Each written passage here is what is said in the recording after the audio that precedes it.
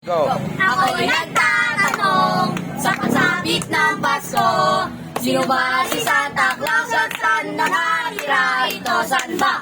Santa Claus, may Facebook ka ba?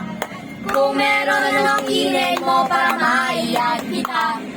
Santa Claus, may Instagram ka ba?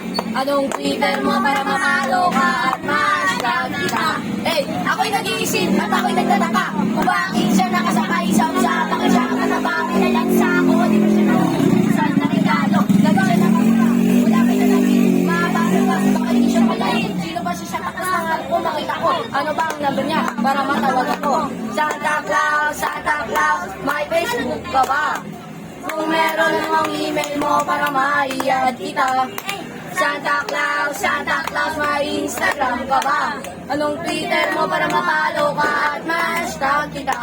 Sino si Santa Claus at ako'y nagtataka? Kung may anak ba siya, mayroong kasawa? Marunong ba siya gumamit na tablet? May cellphone ba siya na ginagamit? Pasko na naman, dapat mabigayan. Tayo ay magyakapan at magmahalan. Sabi ni Santa, huwag kang magsinungaling. Maging mabait ka dahil Kuya Pater.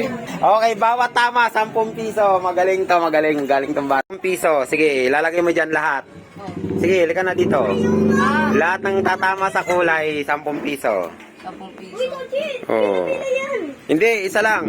JM lang maglalaro sa inyo. Oh, grabe.